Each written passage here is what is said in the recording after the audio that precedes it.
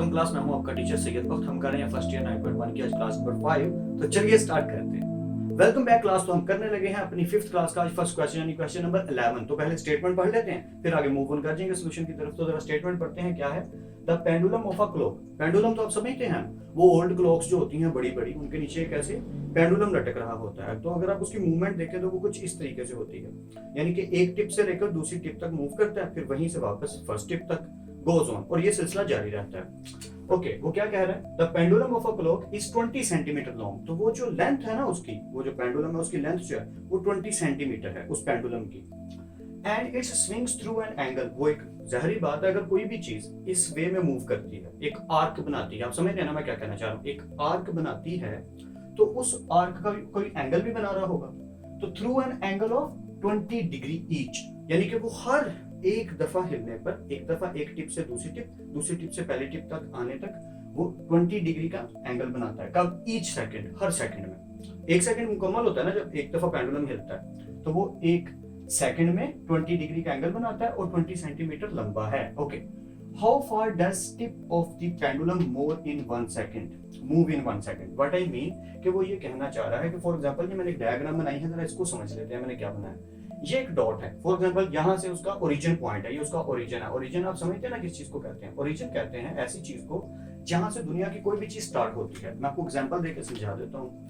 जैसे कोई बॉलर है, लेट्स सपोज शोएब अख्तर, तो वो जब बॉल करने के लिए जाते हैं ग्राउंड में, तो वो दूर जाकर पहले ऐसे पांव से स्पॉट लगाते हैं कि जहां से मैं भागना शुरू करूंगा। तो उनके लिए वो क्या हो गया? ओरिजिन। ये जितने भी रेसर्स होते हैं, रनर्स होते हैं, तो वो क्या करते हैं? जमीन पे ऐसे बैठ जाते हैं। अगर आप कभी नोट करें तो वो जहां पर उनकी स्पॉट है ना, जहां से उन्होंने स्टार्ट करना है, जैसे फायर होगा वो रन करेंगे, तो वो जो उनका स्पॉट है एक्चुअली वो उनका क्या है? ओरिजिन। तो किसी भी चीज का स्टार्टिंग पॉइंट उसका ओरिजिन कहलाता है। ठीक है, चलिए कंटिन्यू करते हैं। तो यहां से वो जो पेंडुलम है हमारा स्टार्ट होता है। पेंडुलम साहब इतने लंबे हैं, वो कितने लंबे हैं? 20 सेंटीमीटर लेंथ है उनकी, और वो मूव जब करते हैं 1 सेकंड, यानी कि इस टिप से लेकर इस टिप तक, या कह लीजिए इस टिप से लेकर इस टिप तक, तो वो 1 सेकंड में 20 डिग्री का एंगल बनाते हैं। हमने ये बताना है कि वो जब यहां से यहां तक मूव करते हैं तो वो एरिया कितना बनता है। थोड़ा सा कंफ्यूजन शायद लगे कि लेंथ तो हमें पहले ही पता है, तो फिर एरिया भी फाइंड करना, तो वो भी लेंथ ही होगी। नहीं, मैं आपको समझा देता हूँ थोड़ा सा। एक पॉइंट से लेकर दूसरी तरफ, अगर आपको सर्कल याद हो तो सर्कल में क्या होता था कि यहां से लेकर यहां तक जो चीज होती थी उसे कहते थे रेडियस। ये है, यहाँ पे भी वही है। एक डॉट से लेकर यहां तक जो चीज है उसकी लेंथ कितनी है? 20, तो ये आर कंसीडर होगी। एंगल जो बनता है वो तो of course theta he consider होगा, लेकिन वो जो मूव कर रहा है डिस्टेंस, यानी कि एरिया, फासला, उसको हम हमेशा एल से डिनोट करते हैं। आई होप आपको ये थ्योरी थोड़ी सी जस्टिफाइबल लगी होगी। तो चलिए जल्दी से क्वेश्चन को सॉल्व करते हैं। इंफॉर्मेशन हमारे पास जो है जरा पहले उसे लिख लेते हैं। What we are having here, हमारे पास यहाँ पे इंफॉर्मेशन क्या है कि आर हमारा जो है वो रेडियन फॉर्म में 20 है, और थीटा जो है वो डिग्री फॉर्म में है। तो पहले हमें कन्वर्ट करना पड़ेगा डिग्री को रेडियन में। तो आपको मेथड तो इजी सा पता ही है, multiply pi over 180। So zero साहब जीरो से कट गए, 2 1 the 2, 2 9 the 18। So what we get pi by 9। या तो हमने पाई बाई 9 गेट कर लिया है थीटा के तौर पे, और आर हमारे पास पहले ही अवेलेबल है। बस क्वाइट इजी हो गया। Now we have to find L is equal to R theta. L is equal to R की वैल्यू पुट कर दे क्या है? 20। थीटा की वैल्यू पुट कर दे क्या है? पाई बाई 9। ओके, अगर आप इस क्वेश्चन को ऐसे ही सॉल्व करना चाहें, यानी कि आप कहें कि क्या ये आंसर है, तो मैं कहूंगा हाँ किसी हद तक ये ठीक है, आप इसको भी आंसर कंसिडर कर सकते हैं। लेकिन आप कहें नहीं मुझे इसको फर्दर सॉल्व करना है, तो मैं आपको फाइनल आंसर बता देता हूं जो मैंने पहले ही सॉल्व करके रखा था, वो ये निकल आएगा 6.98। अगर आप इसको फर्दर पॉइंट तक सॉल्व करें, सो दे बोथ आर ओके। और अगर आप कहें नहीं मुझे एंड तक सॉल्व करना है, तो ये आंसर है। अगर आप कहें नॉर्मली आंसर क्या है, तो ये। आई होप आपको क्वेश्चन की समझ आ गई होगी। तो चलिए नेक्स्ट क्वेश्चन करते हैं। Welcome back class. अब हम करने लगे हैं question number 12, which is quite interesting question again. एक पहेली है, काफी इंटरेस्टिंग और मजेदार सा क्वेश्चन है। इसमें काफी कुछ सीखने को भी मिलेगा, नॉलेज भी आएगा और क्वेश्चन भी हो जाएगा। तो आप इसकी स्टेटमेंट पढ़ लीजिए, मैं आपको डिफाइन कर देता हूँ कि स्टेटमेंट में लिखा क्या हुआ है। स्टोरी बड़ी मजेदार है आज। वो कहते हैं कि एक अर्थ पे, फॉर एग्जाम्पल यहाँ पे अर्थ है, this is earth actually. For example let's suppose कि आप अज्यूम कर लीजिए, सोच लीजिए कि ये अर्थ है। ओके, अर्थ पे कोई पर्सन है जो सूरज की तरफ देख रहा है, towards the sun he is seeing actually. वो सूरज की तरफ जब देखता है, ये सन है, लेट्स सपोज ये भी सन या छोटा सा ओके, सो ये सन है और ये वर्ल्ड है हमारा अर्थ। यहाँ पर एक पर्सन खड़ा है जो सूरज की जानिब देख रहा है, बैठा है या खड़ा डजंट मैटर, वो सूरज की जानिब देख रहा है। वो जिस एंगल से देख रहा है क्लास, वो एंगल कहलाएगा थीटा, ओके, और उसका जो डिस्टेंस है वो कहलाएगा रेडियस। अब आप फिर कहेंगे कि रेडियस कैसे कहलाएगा, उसको तो एक्चुअली लेंथ कंसीडर करना चाहिए। मैं आपको समझा देता हूँ क्वेश्चन में उसने पूछा क्या है। स्टोरी शुरू से शुरू करते हैं। एक सन है, एक अर्थ पे आदमी खड़ा है जो सूरज की तरफ देख रहा है, उसका एक एंगल बनता है थीटा, इसकी भी एक लेंथ है और एक ये चीज है। ये क्या है, मैं पूरी चीज समझा दूं। फॉर एग्जांपल लेट्स सपोज कीजिए ये पूरी की पूरी कायनात है, मतलब थोड़ी देर के लिए इसको कंसीडर कर लीजिए कि ये हमने कायनात का जायचा खींच लिया है, एक आइडिया ले लिया है कि ये भी एक सर्कल बनता है जिसके अंदर सन है, जिसके अंदर अर्थ है छोटा सा, ओके। इस पे एक पर्सन है जो सन की तरफ देख रहा है।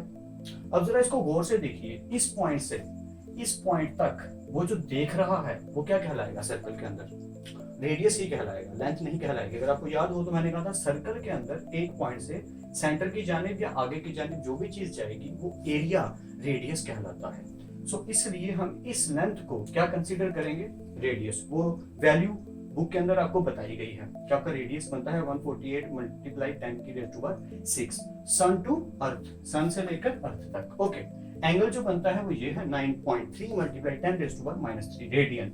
ये अच्छा हो गया कि रेडियन फॉर्म में मिल गया, ओके। अब वो क्या कह रहे हैं? वो कह रहे हैं सन का डायामीटर फाइंड कीजिए। You very well known that what is been by diameter. किसी भी सर्कल को अगर हाफ किया जाए, किसी भी वर्ल्ड का कोई भी सर्कल, ये कोई भी सर्कल, अगर मैं इसे सेंटर से हाफ कर दूं इस तरह या इस तरह, तो वो क्या कहलाएगा? डायामीटर। या अगर कहीं तक जाऊं, मतलब एक सर्कल में किसी एक पॉइंट तक जाऊं, तो वो कहलाता है रेडियस। लेकिन अगर मैं उसे टोटल हाफ कर दूं तो वो कहलाता है डायामीटर। मैं फिर रिपीट कर देता हूं व्हाट आई मीन, कि अगर हम सर्कल में किसी एक पॉइंट से एक पॉइंट तक जाएं तो वो कहलाता है रेडियस, लेकिन अगर उसे कंप्लीट हाफ कर दें तो वो कहलाता है डायामीटर। तो हमें सन का डायामीटर फाइंड करना है। हमारे लिए हेल्पफुल यह है कि हमारे पास फॉर्मूला है, तो हमें इतनी डेप्थ में नहीं जाना, जस्ट इसको सॉल्व कर देना है। हमें सिर्फ आर और थीटा चाहिए थे जिनकी हेल्प से हम एल फाइंड कर लें। मैंने आपको थोड़ा सा जस्टिफाइएबल आंसर बताया कि आर कैसे है। ये एरिया आर इसलिए कहलाता है क्योंकि द होल सर्कल जो कि यूनिवर्स का बहुत बड़ा है, उसके अंदर अर्थ और सन का एक लेंथ में पॉइंट बनता है जिसे हम आर कंसीडर कर लेते हैं, और उनका जो एंगल बनता है उसे थीटा कंसीडर कर लेते हैं। आर की वैल्यू ये है और थीटा की वैल्यू ये है। So we are just going to solve this and we will give that answer. Okay, let's continue. Okay, तो क्या करना है? L फाइंड करना है। L is equal to R theta.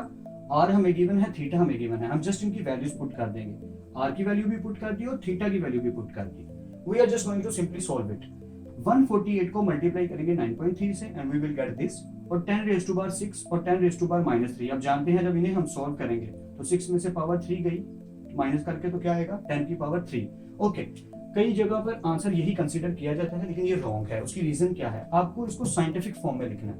I hope you know that scientific notation. या point आपका यहाँ की बजाय यहाँ होना चाहिए। तो हम सिंपल सा मेथड है हमारे पास, कोई दिक्कत नहीं, वो हमें पहले ही आता है। क्या करेंगे? यहाँ पर पॉइंट मूव करेंगे, 1.3764 कंसीडर करेंगे और इसके बीच में कितनी वैल्यूज आती हैं?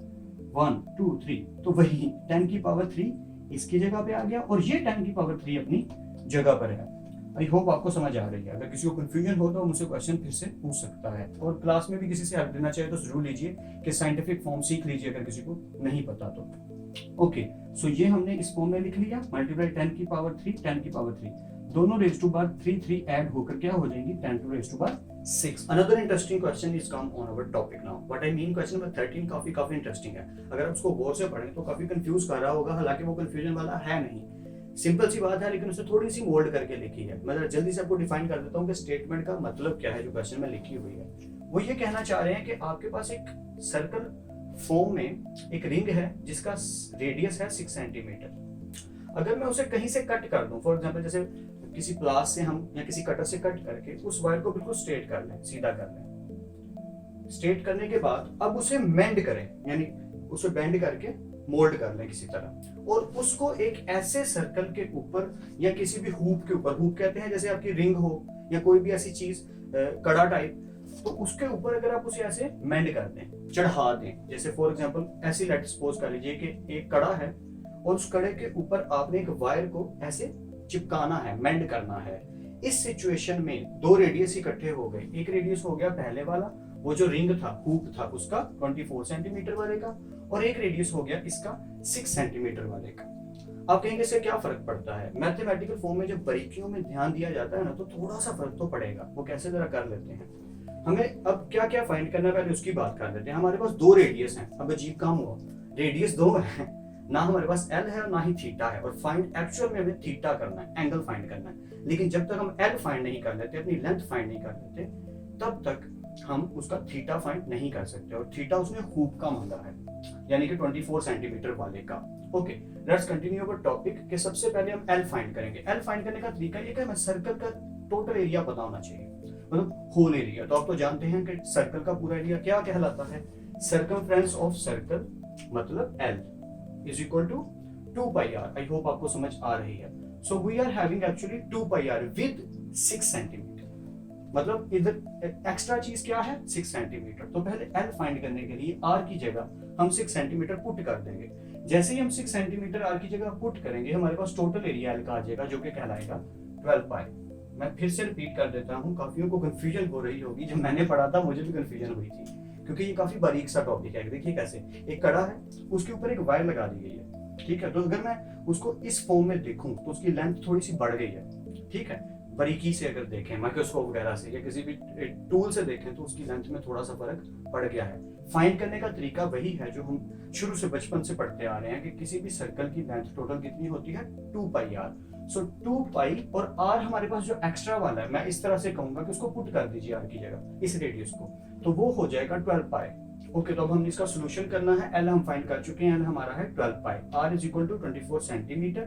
थीटा फाइंड करना है, सिंपल सी बात है। एल की जगह 12 पाई, आर की जगह 24 डिवाइड किया पाई बाई 2, इजी सा आंसर। अब आप कह रहे होंगे सर थीटा आया है तो इसकी जगह हमें डिग्री फॉर्म में ही कन्वर्ट करना होगा। या it is quite easy, pi by 2 सब जानते हैं 90 डिग्री के इक्वल होता है। सॉल्व करके भी देख लेते हैं।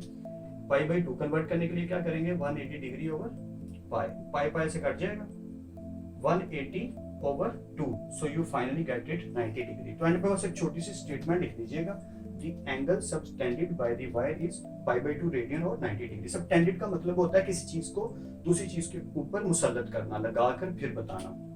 तो क्वेश्चन भी कुछ ऐसे ही था। आई होप आपको थोड़ी सी तो समझ आ ही गई होगी। चलिए फिर नेक्स्ट क्वेश्चन करते हैं। Welcome back class. Question number 14 actually एक प्रूफ है। प्रूफ क्या है कि हमारे पास एक सर्कल है, वो कहता है, और उसका एक सेक्टर जो है वो 1/2 आर स्क्वायर थीटा के बराबर है। मतलब आर स्क्वायर थीटा के बराबर है, उसने खुद ही बता दिया। हाफ आर स्क्वायर थीटा के इक्वल है ये वाला सेक्टर। सेक्टर किसे कहते हैं क्लास? अगर दुनिया में कोई भी एक सर्कल है और उसका एक पोर्शन, कोई भी, फॉर एग्जांपल मैं ये वाला पोर्शन टेक कर लेता हूँ या कोई भी पोर्शन, तो ये वाला जो पोर्शन है, ये पोर्शन कहलाता है सेक्टर ऑफ द सर्कल। यानी कि कोई भी एक सर्कल का एक हिस्सा, जैसे कि आपके पास कोई केक हो या कोई भी बर्थडे केक, तो आप उसका एक स्लाइस जब कट करके निकाल लें तो वो एक्चुअली एक सेक्टर है उस सर्कल का। ओके, सो क्वेश्चन हमारे पास क्या है, जरा क्वेश्चन को पहले समझ लेते हैं, फिर हम आंसर की तरफ मूव ऑन कर जाते हैं। हमारे पास थ्योरी ये है कि एक सर्कल है जिसका एक सेक्टर है, और उस सेक्टर का जो आंसर है वो 1/2 आर स्क्वायर थीटा के इक्वल है। हमें ये प्रूव करना है कि ये किस तरह से वर्क करता है, या ये कैसे प्रूव लिखा जाता है, इसको कैसे सॉल्व करना है, हमें यही प्रूव करना है। तो चलिए मैं आपको जल्दी से एक मेथड बताता हूँ जिसके जरिए इसको किया जा सकता है। क्योंकि जो क्वेश्चन भी थोड़ा सा डिफरेंट है तो उसका सोल्यूशन भी थोड़ा सा डिफरेंट ही होगा। प्रूफ के लिए मैंने एक थ्योरी लिखी है जो मैं आपको समझाना चाहता हूँ। Area of sector of area of circle. What I mean, मैं क्या करने लगा हूँ, मैं इनकी रेशियो लेने लगा हूँ। रेशियो लेने का बेनिफिट क्या होगा कि मैंने सॉल्व करने में आसानी होगी। अगर मेरे पास ये पूरे का पूरा केक है और मैंने ये वाला स्लाइस टेक करना है जिसे मैं सेक्टर कंसीडर कर रहा हूँ, तो इसका भी एंगल और इसकी रेशियो एंगल टोटल सर्कल की। व्हाट आई मीन कि अगर मैं कहूँ एरिया ऑफ सेक्टर, तो एरिया ऑफ सेक्टर ऊपर आएगा डिवाइडिंग बाय टोटल एरिया। जैसे मैंने आपको पहले कहा कि अगर फॉर एग्जांपल मैं 2 पीसेस ले लूं, इतना सा एरिया ले लूं, तो टोटल एरिया नीचे आएगा। 9 पीसेस में से 2 पीसेस ले लिए तो 2 पीसेस ऊपर, 9 पीसेस नीचे टोटल। ऐसे ही एरिया ऑफ सेक्टर यानी कि एक सर्कल का ये वाला हिस्सा जो मुझे चाहिए, और नीचे टोटल का टोटल सर्कल। तो एरिया इस साइड पे आ गया, एंगल इस साइड पे आ गया। एंगल कैसे आ गया मैं आपको थोड़ा सा डिफाइन कर देता हूँ। For example area of sector, sector का कोई नाम रख लीजिए। जैसे O का मतलब ओरिजिन था, इस पॉइंट को क्या दीजिए A, इस पॉइंट को क्या दीजिए B। आप एक्स वाई भी कह सकते हैं, it's okay, it's not a big deal. Point का कोई मतलब नहीं, बस वो नाम है। सो एरिया ऑफ सेक्टर, वो जो सेक्टर है जिसका नाम क्या है O A B, और नीचे वाला पूरे का पूरा सर्कल, ये हो गए एरियाज। किसके इक्वल हैं? उनके एंगल्स के। ओ ए बी का एंगल क्या है? ओ ए बी का एंगल क्या है? थीटा। तो इसकी जगह मैंने क्या पुट कर दिया? थीटा। ओके, तो और पूरे सर्कल का एंगल क्या बनता है? 2 पाई। आई होप आपको अब समझ आ रही है मैं क्या कर रहा हूँ। इस साइड पे एरिया टेक कर रहा हूँ और इस साइड पे इन दोनों के एंगल्स टेक कर रहा हूँ। इधर सेक्टर का एरिया और इधर सर्कल का area. Okay, simply area of sector ये हमें फाइंड करना है, क्योंकि उसने खुद ही कहा area of sector is equal to 1/2 r square theta. तो प्रूव करते हैं। एरिया ऑफ सेक्टर ये हमें फाइंड करना है। Area of circle, okay, total area का टोटल सर्कल का एरिया कितना होता है? Pi R square. So we always know that कि एरिया ऑफ सर्कल क्या होता है? Pi R square. तो उसकी जगह वैल्यू पुट कर दी। इस एंगल का हमें पता है वो क्या है? थीटा। और एंगल जो सर्कल का होता है वो होता है 2 पाई। आई होप आपको यहाँ तक समझ आ गई है। जस्ट इसको सॉल्व करते हैं। एरिया ऑफ सेक्टर यही रहा, ये डिवाइड हो रहा है, उधर जाके मल्टीप्लाई हो गया, पाई पाई से कट गया। So you will get r square theta over 2। इस फॉर्म में भी लिखना ठीक है, लेकिन क्योंकि उसने बुक में इस फॉर्म में लिखा है इसलिए मैंने इसको इस फॉर्म में लिख दिया। आई होप आपको समझ आ रही होगी। अब इसकी प्रैक्टिस जरूर कर लीजिएगा। चलिए फिर नेक्स्ट क्वेश्चन करते हैं। ओके क्लास, क्वेश्चन नंबर 15 की अगर आप स्टेटमेंट पढ़ें तो उसने लिखा है कि 2 cities respectively A and B। अब चाहे दोनों का नाम दे दो, एक को A एक को B। एक वेस्ट साइड पे है, एक ईस्ट साइड पे है, दोनों के एंगल्स दे दिए गए हैं। ये क्वेश्चन थोड़ा सा डिफिकल्ट इस एंगल से है कि उसको समझने में थोड़ी सी प्रॉब्लम आती है, करना सॉल्व बहुत इजी है। अगर सिर्फ सॉल्यूशन की बात करें तो क्वाइट इजी। कैसे मैं आपको बता देता हूँ। गिवन क्या है? रेडियस गिवन है अर्थ का, जो कि r गिवन हो गया। वो कितना है? 6400 kilometre, which is always I told you in radian form. Theta में 2 एंगल मिल गए हैं, तो टोटल एंगल तो फाइंड करना पड़ेगा। टोटल एंगल तो क्वाइट इजी है, दोनों एंगल्स को ऐड कर दो तो टोटल एंगल बन जाता है। जैसे अगर एक चीज यहाँ तक पहुंची है तो थोड़ी सी आगे भी है, तो वो दोनों को ऐड किया तो टोटल मिल जाएगी। 70 डिग्री आपका थीटा एंगल निकला है। अब आपको r थीटा चाहिए, बस लेंथ फाइंड हो जाएगी, क्योंकि उसने कहा क्या है कि एक सिटी वेस्ट में है, एक सिटी ईस्ट में है। दोनों के एंगल बता दिए और कहा कि इनके बीच का डिस्टेंस फाइंड करें। तो डिस्टेंस तो हम जानते हैं ना, एल को कहते हैं। r हमें बता दिया कि 6400 है और थीटा हमें 2 दे दिए। ये स्टोरी है इस क्वेश्चन की। तो सिंपली हम क्या करेंगे? थीटा को फाइंड कर लेंगे। 45 and 25 which is equal to 70 degree. Now convert into radian form. 70 multiply pi over 180, 0 को 0 से कट कर देंगे और we will get 7/18 pi in radian form. Now L is equal to r theta. r की value simply solve जो भी की थी पुट कर दी, थीटा की वैल्यू जो भी है उसको भी पुट कर दिया सिंपली। अब पाई की वैल्यू पुट कीजिए, इसको सॉल्व कीजिए, you will get this value and multiply with this and you will get the final answer. It's quite easy. Okay, अब समझने की बात कर लेते हैं। समझने की असल में इशू ये है कि अगर आप देखें तो एक वर्ल्ड है, उसने क्वेश्चन में जो बताया है उसका रेडियस पहले ही बता दिया गया कि एक वर्ल्ड है, उसका रेडियस क्या है? 6400 किलोमीटर। ओके, एक चीज ये बता दी गई। दूसरी चीज ये बता दी गई कि वर्ल्ड के अंदर 2 साइड्स हैं, एक वेस्ट एक ईस्ट। वेस्ट साइड का जो सिटी है वो 25 डिग्री का एंगल बनाता है और ईस्ट साइड का जो सिटी है वो 45 डिग्री का एंगल बनाता है। तो दोनों एंगल्स को अगर हम मिला दें तो टोटल एंगल बन जाता है वर्ल्ड के साथ, और उसका रेडियस हमें मालूम है, और दोनों सिटीज के बीच का डिस्टेंस फाइंड करना है। मतलब ये थोड़ा सा कंफ्यूजिंग है, लेकिन आपको क्वेश्चन समझ आ गया है। तो बस यही बताना था। तो अब आज की क्लास यहीं पे हम खत्म करते हैं। अपना और अपने घर वालों का ख्याल रखिएगा। खुदा सबको खुश रखिए और प्रैक्टिस करते रहिए। अल्लाह हाफिज।